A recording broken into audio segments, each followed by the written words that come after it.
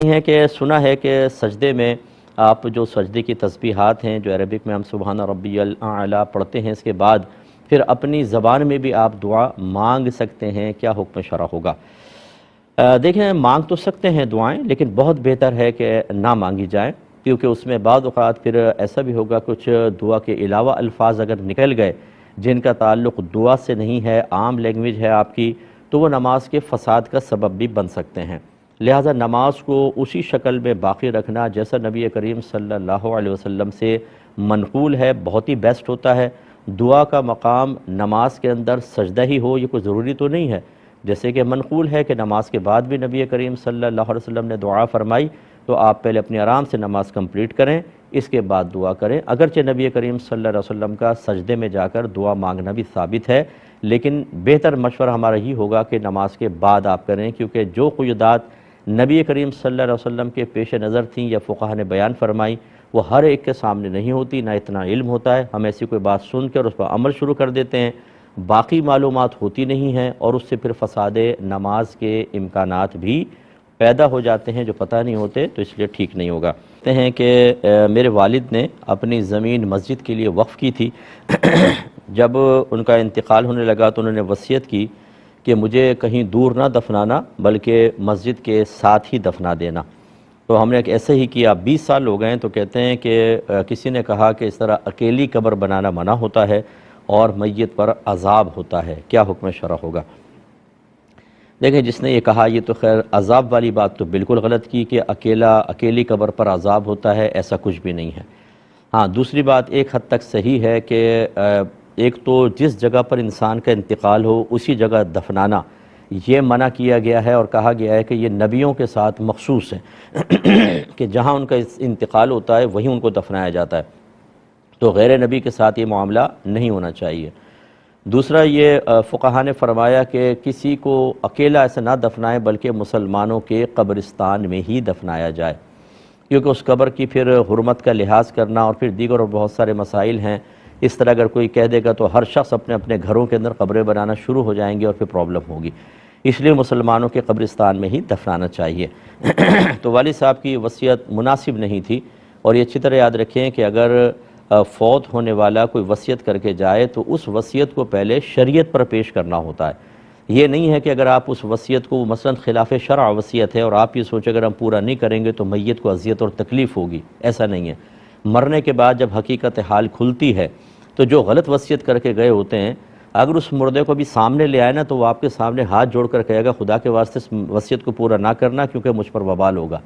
یا وصیت کو ختم کر دو کیونکہ مجھ پہ وبال ہو رہا ہے۔ اس لیے یہ بھولے پن سے یہ سوچنا کہ اگر ہم نے یہ بات پوری نہیں کی چاہے ناجائز کیوں نہ ہو میت کو اذیت ہوگی، غلط ہے۔ تو یہ وصیت ٹھیک نہیں تھی، آپ کو نہیں ماننی چاہیے تھی، وہیں دفنانا چاہیے تھا، لیکن بہرحال دفنا دیا، کوئی مسئلہ نہیں ہے۔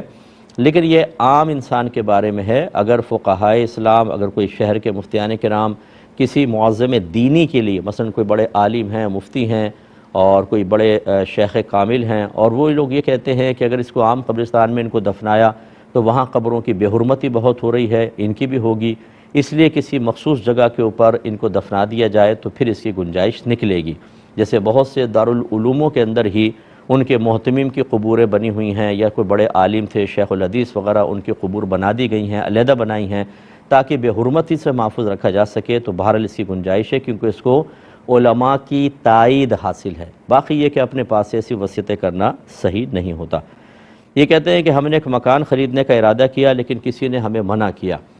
وجہ یہ بتائی کہ اس مکان میں کچھ عرصے قبل کسی شخص نے خودکشی کی تھی، تو اب وہاں سے عجیب عجیب آوازیں آتی ہیں اور کوئی سایہ ہے اس میں، تو اگر تم مکان لوگے تو بہت ساری پریشانی آئیں گی،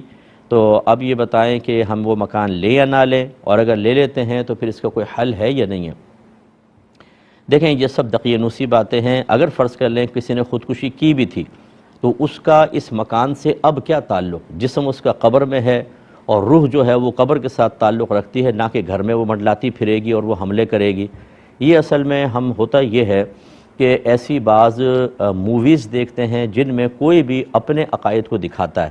یا عقائد کو نہیں دکھاتا تو فرضی چیز بناتا ہے تاکہ لوگوں میں خوف پیدا کیا جا سکے۔ ہارر موویز ہوتی ہیں اور اسی سے ان کی ریٹنگ ہوتی ہے، اسی سے وہ پیسہ کماتے ہیں۔ تو اس میں وہ ایسی ایسی چیزیں دکھاتے ہیں جس کا ہمارے مذہب اسلام اور شریعت سے کوئی تعلق نہیں ہوتا۔ لیکن ہمارے مسلمان کے قربان جائیے، یہ قرآن کبھی نہیں پڑھے گا، حدیث نہیں پڑھے گا، علماء سے رائے نہیں لے گا، بلکہ جو عام باتیں ہیں، عام کتابیں ہیں، لوگوں کی رائے، لوگوں کی افواہیں، وہ یہاں بیٹھ جاتی ہیں اور دل پر اثر بھی بہت کرتی ہیں، اور اتنا اثر کرتی ہیں کہ ان کے تقاضے کے مطابق انسان عمل بھی کرنے لگتا ہے۔ اس کے برعکس اگر اللہ تعالیٰ عذاب قبر بیان فرمائے، عذاب جہنم بیان فرمائے، حدیثیں ایسی بیان کریں، اور اس کے علاوہ پچھلی قوموں کے واقعات بیان کیے جائیں کہ انہوں نے نافرمانی کی تو کیا انجام ہوا، یہ ہمارے دلوں پر اب اثر نہیں کرتا ہے، جس سے معلوم ہوا کہ ہمارا ذہن اور ہمارا قلب یہ تھوڑا بیمار ہو چکا ہے، مریض ہو چکا ہے، اس کو اصلاح کی ضرورت ہے۔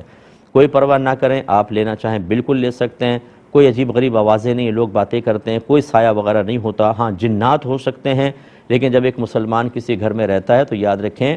انسان کو جن سے نہیں ڈرنا چاہیے، جن انسان سے ڈرتے ہیں۔ وہاں پہ آپ جائیں، قرآن پاک کی تلاوت کریں، نمازیں وغیرہ پڑھیں گے، گندے جنات بھاگ جائیں گے، اور اچھے جنات ہوتے ہیں وہ بالکل کو تنگ نہیں کرتے ہیں، جیسے مسلمان جنات ہیں وہ نمازیں پڑھتے ہیں، آپ کے گھر میں برکت کا سبب بنے گا۔ لیکن اس کے بعد ان تمام باتوں سے قطع نظر، ایک حقیقت کے بیان سے قطع نظر، بعض لوگ ایسے ہوتے ہیں کہ جن پر لوگوں کی افواہیں اور اسی طریقے سے یہ موویز وغیرہ کے اتنے اثرات مرتب ہو چکے ہوتے ہیں کہ آپ قرآن سنا لیں، حدیث سنا لیں، مضبوط کر لیں، وقتی طور پہ تو عارضی مضبوطی ان کو محسوس ہوتی ہے، لیکن اگر اس مکان میں گئے فرض کر لیں اور ہلکا سا کوئی کچن کے اندر بلی نے بھی کوئی برتن گرا دیے نا اور جا کر دیکھا بلی نظر نہیں آئی، تو دل حلق میں آ جائے گا کہ نہیں یار جو لوگوں نے کہا تھا ٹھیک تھا، مولوی صاحب نے مروا دیا۔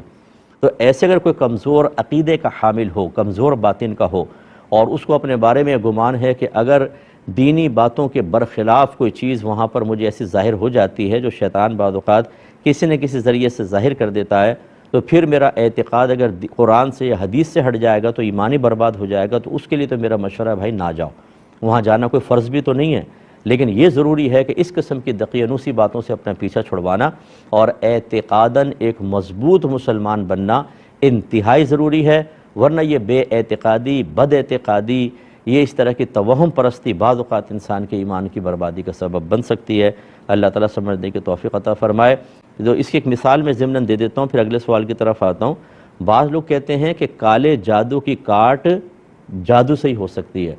اب یہ دیکھیں، یہ جو باتیں ہوتی ہیں نا، اب یہ حرام اور یہ کفر بھی ہے بعض صورتوں میں کہ اگر کالا جادو کوئی کرتا ہے تو اس میں شرک یا کفر یا کلمات کہتا ہے، اور اگر آپ اسے کاٹ کروانے کے لیے چلے گئے کسی غیر مسلم کے پاس تو ہو سکتا ہے آپ کا ایمان چلا جائے، اگر وہ شرک کرے گا، کفر کرے گا، آپ بھی مارے گئے۔ لیکن یہ باتیں کیوں معروف ہو گئیں؟ کیونکہ ہم اسی طرح دقیانوسی باتیں قبول کرتے رہتے ہیں، قرآن و حدیث کی دلیل پیچھے ہوتی نہیں، تو آخر ایک وقت ایسا آیا کہ انسان کفر تک میں مبتلا ہو گیا۔ جیسے ایک بہن نے مجھ سے بھی پوچھا تھا کہ کسی نے کہا کہ جی یہ علاج مسلمان سے نہیں ہو سکتا، یہ ایک غیر مسلم سے ہوگا۔ اس نے بتایا، کوئی مذہب میں ذکر نہیں کرنا چاہتا، کوئی فیل کرے، بیڈ فیل کرے، اور کہتی ہیں ہم وہاں پر گئے اور علاج کروایا۔ اب آپ اندازہ کریں کہ غیر مسلم کے پاس جا کر کیا وہ پاکیزہ چیزوں سے علاج کرے گا؟ وہ تو گندی چیزوں سے کرے گا، خراب چیزوں سے، کفریہ، شرک یا کلمات۔ یعنی دنیا کی مصیبت اتنی بڑی ہے کہ اس کے لیے کفر بھی کر لے تو کوئی بات نہیں، اور آخرت کی مصیبت اتنی ہلکی ہے کہ اس پر چلنے کے لیے، اس سے بچنے کے لیے مسلمان کوئی کام کرنے کے لیے تیار نہیں ہے۔ اس سے آپ اندازہ کریں کہ ہمارے اعتقاد میں کتنا فرق آ چکا ہے۔ اس لیے میں آپ سے کہتا ہوں ذرا مضبوط اعتقاد کے بنے، اور عاملین سے بھی میں بار بار گزارش کرتا ہوں، خدا را لوگوں کو آپ نے اتنا ضعیف الاعتقاد کر دیا کہ ان کو اب اللہ کی طرف سے آزمائشوں، امتحان، تقدیر، اس کی طرف توجہ نہیں جاتی، نہ اس کا وہ مطلب کوئی اس پہ اپنے ذہن میں ان تعلیمات کو رکھتے ہیں۔ اب جادو ہے، ٹونا ہے، سفلی ہے اور نظر بد ہے، انہی چیزوں میں الجھ گئے مسلمان، اور آپ نے لوگوں نے خاص طور پہ الجھایا ہے۔ اس لیے میں تو یہ تو نہیں کہوں گا کہ آپ کی گرفت ضرور ہوگی، لیکن اتنا برادرانہ مشورہ ضرور دوں گا کہ اس پر اگر آخرت میں آپ سے سوال ہو تو جواب ضرور تیار رکھیے گا، اور مجھے مطلب بہت یقین ہے کہ اگر یہ سوال ہو گیا تو آپ جواب نہیں دے سکیں گے کہ آپ نے اتنا ضعیف الاعتقاد مسلمانوں کو کیوں کر دیا کہ وہ اسلام کو چھوڑ کر غیر مسلمین کے پاس جا کر اپنا علاج کروانے پر ذہنی اعتبار سے مجبور ہو گئے۔ توجہ کیجیے، دیکھیں ہمارے مذہب اسلام میں نفع کی کوئی شرع مخصوص نہیں ہے۔ یہ جو بعض لوگ کہتے ہیں جی آٹے میں نمک کے برابر نفع حلال ہے، اب میں اس سے پوچھتا ہوں کہ بتاؤ آٹے میں نمک کی مقدار کیا ہے؟ وہ تو کوئی زیادہ نمک کھاتا ہے، کوئی درمیانہ کھاتا ہے، کوئی بہت ہی کم کھاتا ہے، یہاں پر بھی دیکھیں متعین نہیں ہوئی، اور یہ کوئی اصول نہیں ہے، یہ اپنے پاس سے بنایا ہوا اصول ہے۔ نفع کی کوئی مقدار مقرر نہیں ہوتی ہے، لیکن یہ ضرور ہے کہ اگر کوئی ایسی چیز ہو جو لوگوں کی بنیادی ضرورت کی ہو اور آپ کے پاس ہے دوسروں کے پاس نہیں، اس وقت لوگوں کی مجبوری سے فائدہ اٹھاتے ہوئے قیمت کو بڑھا دینا یہ بالکل غلط ہوتا ہے۔ اور اتنا زیادہ اس کو مطلب یہ کہ عام حالت میں بھی اتنا بڑھا دینا کہ لوگوں کی قوت خرید سے باہر ہو جائے اور وہ مجبور ہوں لینے پر، یہ بالکل غلط ہوتا ہے۔ ہاں اگر مارکیٹ میں ایسی چیز بہت زیادہ عام ہے، آپ سے نہیں لے گا دوسرے سے لے لے گا، اس صورت میں اگر 1 روپے کی چیز آپ 1000 روپے کی بھی بیچنا چاہیں اور وہ خوشی سے لینا چاہے تو کوئی یہ نہیں کہہ سکتا کہ آپ نے کیوں 1000 کا پروفٹ لیا، نہ لیتے بھائی، وہ اگر یہاں سے نہیں کہیں اور سے جا کے پتہ کر کے وہاں سے لے لیتا۔ تو شریعت نے کوئی نفع کی مقدار مقرر نہیں کی، لیکن لوگوں کی مجبوریوں سے ناجائز فائدہ اٹھانے کو بھی شریعت پسند نہیں کرتی ہے، تو یہ بیلنس قائم رہنا چاہیے۔ اب جیسے آپ کے پردے کا کاروبار ہے، اگر آپ اچھا ڈیزائن بناتے ہیں، کپڑا بہت اچھا ہے، پرنٹ بہت بہترین قسم کا ہے اور کسی کو آپ زیادہ نفع بتاتے ہیں اور خوش دلی سے لینے کے لیے تیار ہے، اور بھی پردے کی دکانیں ہیں آپ سے نہیں تو وہاں سے لے لے، تو پھر اس میں کوئی حرج نہیں ہے، آپ زیادہ نفع بھی رکھ سکتے ہیں۔ یہ کہتے ہیں کہ ڈاکٹر لوگوں کی جان بچاتے ہیں، تو بعض لوگ کہتے ہیں کہ ڈاکٹر گاڈ کا دوسرا روپ ہوتا ہے، تو کیا حکم شرع ہوگا؟ یہ اصل میں پڑوسی ملک سے ہمارے کویسچن تھا، اور بعض مذاہب ایسے ہیں کہ وہ ہر ایک کو خدا کہہ دیتے ہیں، کسی بھی طریقے سے فائدہ پہنچے تو وہ اس کو خدا کہنا اپنے مذہبی اعتبار سے جائز سمجھتے ہیں، لیکن مسلمان کو سوچنا چاہیے کہ کیا آپ کا مذہب بھی اس کی اجازت دیتا ہے کہ نہیں دیتا؟ تو یہ بالکل نہیں دیتا۔ خدا کا دوسرا روپ کا کیا مطلب ہے؟ اس کا مطلب یہ ہوگا کہ وہ خدا بن کر آ گیا یا خدا ہو گیا، اور یہ شرعاً بالکل جائز نہیں، ایسا کہنا ٹھیک نہیں ہوگا، بلکہ اگر کہہ دیا ہو تو احتیاطاً تجدید ایمان اور تجدید نکاح کرنا ہوگا۔ ایک بھائی کہتے ہیں کہ میں 5 وقت نماز تو پڑھتا ہوں، لیکن مجھے ایسا محسوس ہوتا ہے جیسے میں نماز مجھ پر ایک بوجھ ہے اور میں اپنے سر سے بوجھ اتار رہا ہوں، بس صرف اللہ کا حکم ماننے کے لیے پڑھ رہا ہوں، تو کیا ایسا طریقہ ہو کہ نماز پڑھنا مجھے بوجھ محسوس نہ ہو؟ دیکھیں مسئلہ یہ ہوتا ہے کہ ایک ماحول کریٹ کرنا اپنے اطراف میں اور اپنے باطن کے اندر انتہائی ضروری ہے، اسی کے بعد پھر ہمیں عبادت کا خشوع و خضوع، لذت اور مزہ حاصل ہوتا ہے۔ وہ ماحول کیا ہے؟ سب سے پہلے تو علم دین،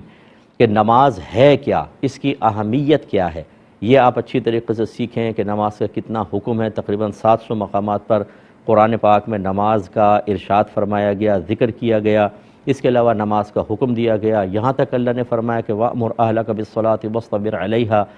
خود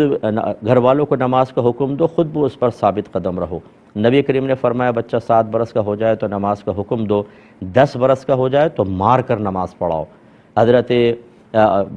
بعض روایات میں موجود ہے کہ نبی کریم صلی اللہ علیہ وسلم نے ارشاد فرمایا کہ برود قیامت سب سے پہلے نماز کا حساب ہوگا، اگر یہ پوری رہی تو آگے آسانی ہے، اور اگر اس میں کمی ہوئی تو آگے خسارہ ہے۔ سرکار نے فرمایا جو ایک نماز بھی جان بوجھ کر قضا کر دے اس کا نام جہنم کے دروازے پر لکھ دیا جاتا ہے، اور ایسی بہت ساری روایات ہیں۔ تو سب سے پہلے اس کی اہمیت، اس کے بعد فضائل۔ جب ہم فضیلت سنتے ہیں کہ میں نماز پڑھوں گا تو مجھے کیا کیا فائدے ہوں گے، جنت میں کتنے درجات، آخرت میں کیا کیا انعام ہوگا، تو اس سے بھی ایک شوق بیدار ہوتا ہے۔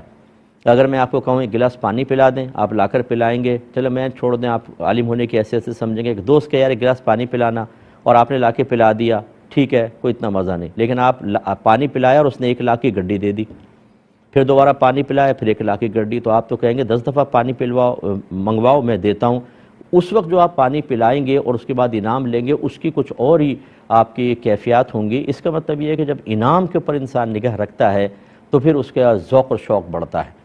اور اس کے علاوہ ایک ماحول کریٹ کرنا بہت ضروری ہوتا ہے۔ آپ اگر اپنے گھر میں ہوں، یعنی محلے میں اگر نکلیں، بہت سے ایسے ہوں گے آپ میں سے جو مجھے سن رہے ہیں، مرد حضرات کی بات کر رہا ہوں، یہ قمیض اتار کر محلے میں نہیں جا سکیں گے، شرم آئے گی، ایسے عزت دار ہوتے ہیں۔ لیکن جب آپ مکہ شریف جاتے ہیں حج میں، عمرے میں، وہاں احرام پہنا ہوتا ہے، تو میں نے کتنے لوگوں کو دیکھا ہے وضو کرتے ہوئے احرام اوپر والی چادر اتار کر رکھ دیتے ہیں اور آرام سے کر رہے ہوتے ہیں۔ کیوں؟ ایک ماحول بن گیا ہوتا ہے۔ جب آدمی اس ماحول میں رچ بس جاتا ہے تو پھر بہت ساری چیزیں کو چھوڑ کر اسی ماحول کے مطابق اپنی طبیعت کو پاتا ہے۔ تو آپ کو بھی ایک ایسے ماحول کی ضرورت ہے جس میں نماز کی اہمیت بہت ہی زیادہ ہو۔ کام چل رہا ہے، دکان چل رہی ہے، چھوڑ کر وہ نماز پڑھنے جا رہا ہو تو پھر آپ کو لگے گا یہ بوجھ نہیں ہے، یہ تو بڑی اہمیت کی حامل چیزیں، دیکھو کیسی یہ پرواہ کر رہے ہیں، تو پھر آپ کے لیے بھی ایسا ہوگا۔ تو خلاصہ کلام یہ ہے کہ نماز کی فضیلتیں وغیرہ دیکھیں اور آخرت پہ بھرپور توجہ رکھیں، اس نماز کے انعامات پر غور و تفکر کریں، تو انشاءاللہ آہستہ آہستہ بہتر ہوگا۔ لیکن یہ ایک بات میں عرض کر دوں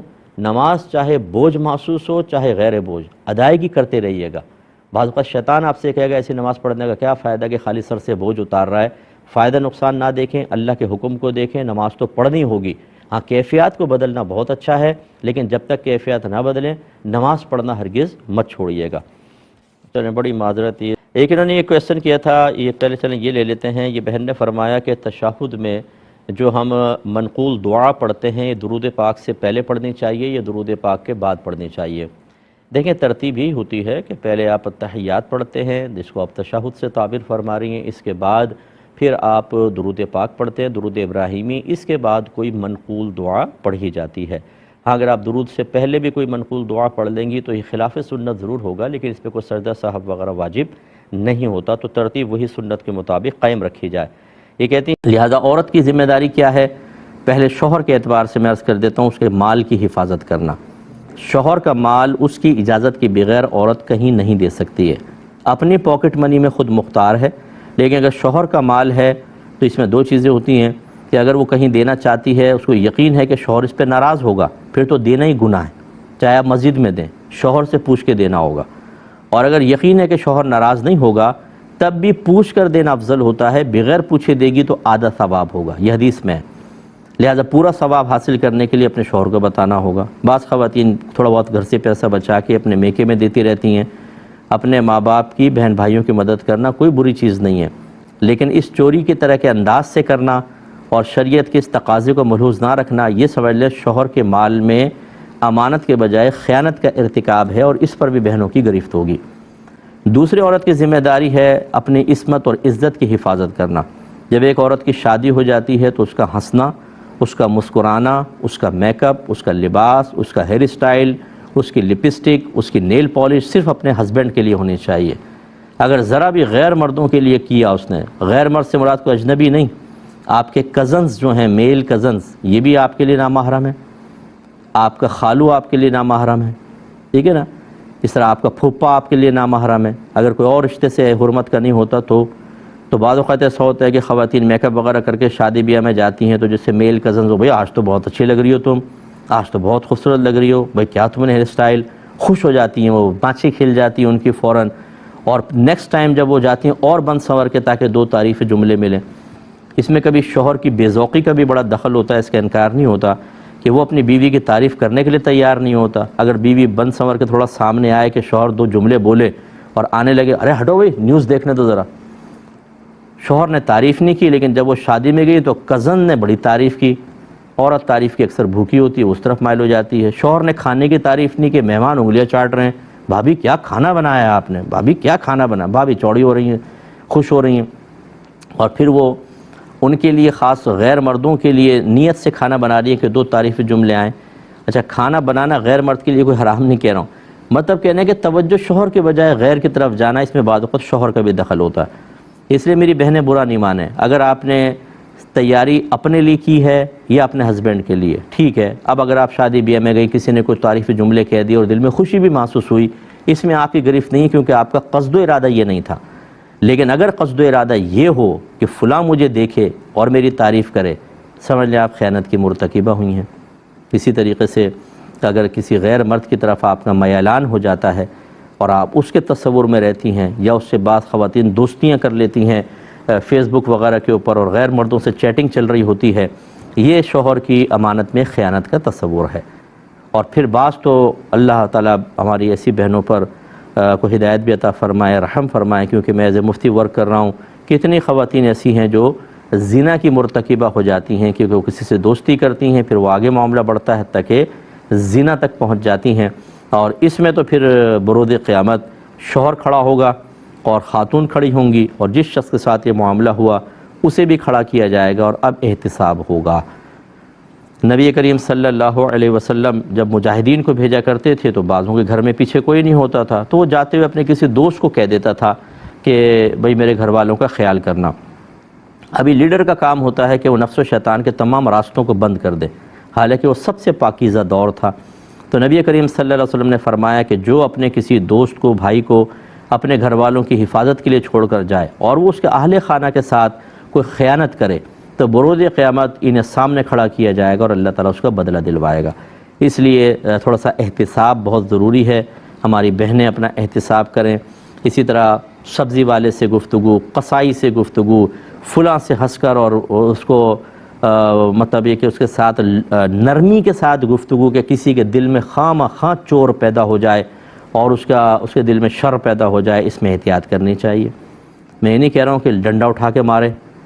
میں نہیں کہہ رہا ہوں کہ بہت ہی سخت لہجہ رکھیں، لیکن اتنا بھی نرم نہ ہو اور ایسا بھی رویہ نہ ہو کہ خواہ سامنے والے کا دل جو ہے وہ مائل ہو۔ مرد حضرات کا ویسے دل بڑا کمزور سا ہوتا ہے، کوئی عورت اگر دیکھ کے بھی چلی جائے وہ کہتا ہے شاید میرے کو کمال ہے کہ متاثر ہو گئی، دیکھ کے گئی ہے مجھے، عجیب ہی مطلب یہ کہ فوراً خوش فہم مبتلا ہو جاتے ہیں۔ ایسے ہماری بعض بہنیں جاب کرتی ہیں مختلف جگہ، اگر آپ کی شرعی مجبوری ہے جاب کرنا تو آپ کو شریعت منع نہیں کرتی، لیکن اب جاب جہاں پر آپ کر رہی ہیں وہاں پر اگر غیر مردوں کے ساتھ ہنسی مذاق ٹھٹا اور مطلب یہ کہ دیگر معاملات، اس کی کس نے اجازت دی تھی؟